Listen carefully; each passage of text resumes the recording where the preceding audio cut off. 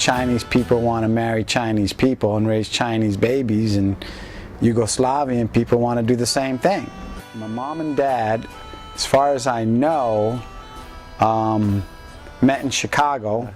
I believe she used to work for him. He impregnated her, and then they got married and had 3 kids. I don't think it was a match made in heaven, but in spite of that, they seemed to be able to raise us in, you know, the best way they could. My mom has had many problems, mental problems. So I remember her frequently being institutionalized. Father was a hard-working business guy with, you know, a lot of challenges, and so he had to do what he had to do to get by and to raise 3 kids. Unfortunately, he passed away when I was about 14, 15 years old. So I only have about 10 years of life with him, because the first 5 years of my life was spent in an orphanage. My mom and dad are, you know, they had cultural differences, and I think because of that, their parents were probably not in favor of this marriage.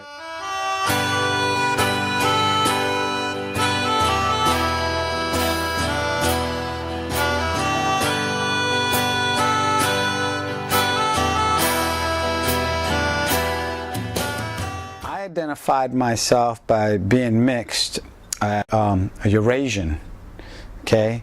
Other people identified me as Latin, Puerto Rican, growing up in New York. And sometimes I found it a little bit offensive. It kind of bothered me that people would always, you know, assume that I was Spanish. But then I got to the, you know, I got used to it, and I thought it was to my advantage. That way it was easier for me to identify with their, you know, their culture and be, you know, less of a threat. So I had to metamorphosize when I had the opportunity. Ethnic community, you don't have these, you know, these racist attitudes towards different people, because you all have to coexist.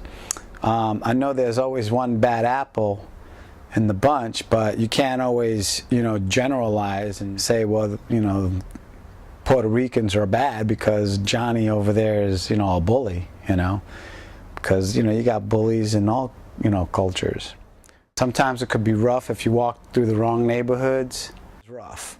Gangs, kids coming to school with machetes and sawed-off shotguns, and, you know, people wheeling and dealing drugs. It helped me become more aware of my surroundings, not to be so gullible, you know, and not to be so vulnerable too.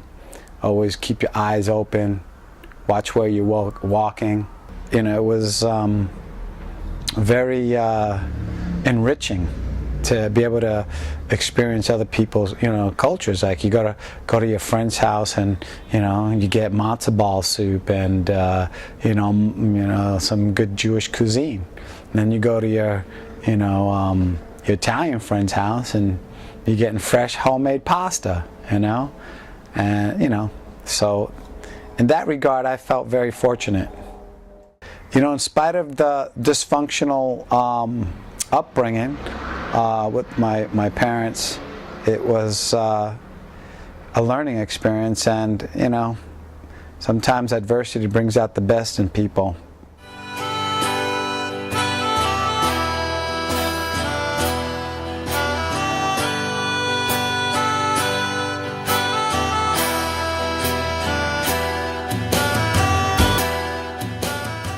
And the rest is history, man.